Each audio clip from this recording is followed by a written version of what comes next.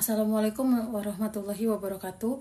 Perkenalkan, nama saya Yunita Indah Lestari. Saya dari Prodi S1 PJJ Manajemen. Di sini saya akan membahas tentang soal atau tentang rangkaian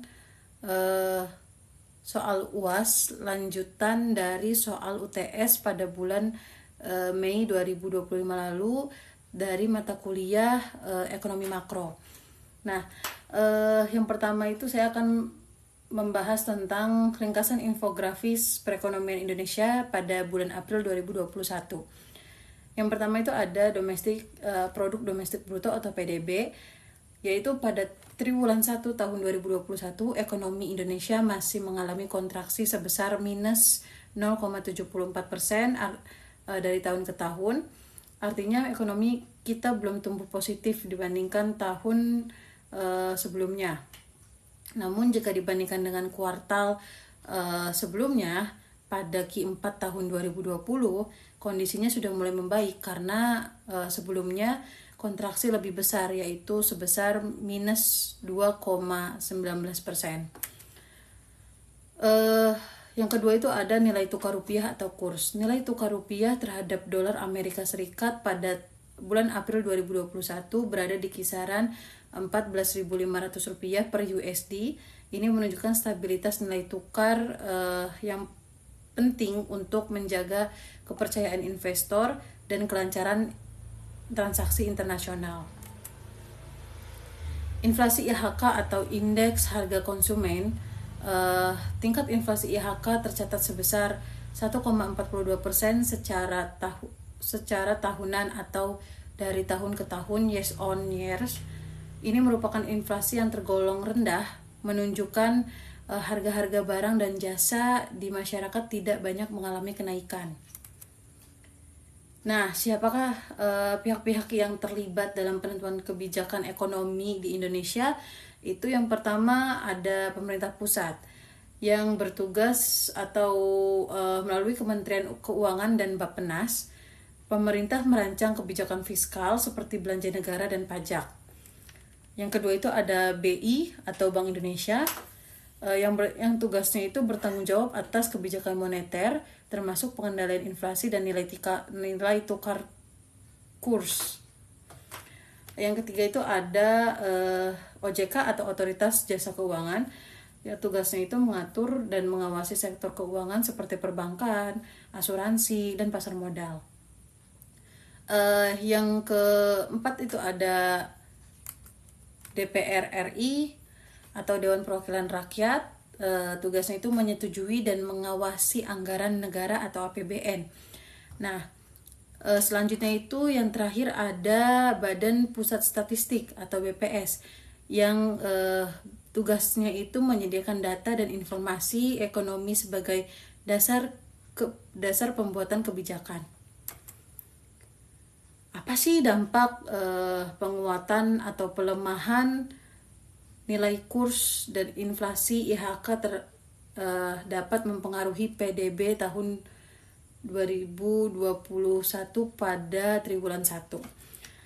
Pengaruh kurs atau nilai tukar rupiah itu yang pertama, jika rupiah menguat, barang impor jauh lebih murah, tapi ekspor bisa menurun karena produk Indonesia jadi lebih mahal di luar negeri. Yang kedua itu jika rupiah melemah, ekspor meningkat karena produk kita lebih murah bagi negara lain, tapi impor naik, misalnya seperti bahan baku. Pengaruh inflasi atau IHK, inflasi rendah sekitar 1,42% biasanya baik untuk daya beli masyarakat. Tapi jika terlalu rendah, bisa juga menunjukkan lesunya permintaan dari konsumsi masyarakat. Konsumsi rumah tangga adalah penyumbang terbesar PDB, jadi kalau konsumsi rendah, PDB ikut turun. Kurs yang stabil dan inflasi yang rendah di awal tahun 2021 belum cukup untuk mendongkrak pertumbuhan ekonomi karena kegiatan ekonomi masyarakat masih lemah akibat pandemi COVID-19 tersebut. Kondisi perekonomian makro di Indonesia saat ini pada tahun 2021 di tengah pandemi COVID-19 itu ada 6, yaitu yaitu di tahun 2021 Indonesia masih dalam masa pemulihan ekonomi setelah dihantam pandemi COVID-19 sejak awal 2020 tahun 2020 lalu. Sektor digital dan pertanian justru mengalami pertumbuhan yang sangat pesat. Artinya permintaannya juga tinggi. Terus yang ketiga itu ada pemerintah menjalankan program pemulihan ekonomi nasional atau PEN, memberikan bantuan nasional, memberikan bantuan sosial dan mempercepat vaksinasi untuk mendukung pemulihan. Yang keempat itu ada walau PDB masih minus, penurunannya tidak separah sebelumnya, artinya ekonomi sudah mulai bangkit. Yang kelima itu namun sektor pariwisata, transportasi, dan UMKM masih berdampak berat. Yang keenam itu ada pengangguran dan kemiskinan sangat bisa dibilang sempat naik, tetapi perlahan mulai menurun seiring perbaikan ekonomi tersebut. Nah, jadi kesimpulannya itu ekonomi Indonesia pada tahun 2021 bisa dibilang masih dalam kondisi yang sangat sulit, tapi menuju masa pemulihan.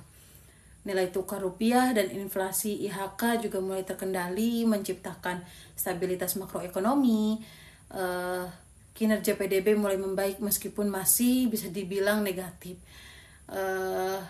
Diperlukan kerjasama semua pihak, mulai dari pemerintah, lembaga keuangan, hingga masyarakat untuk bangkit dari krisis ini. Baik,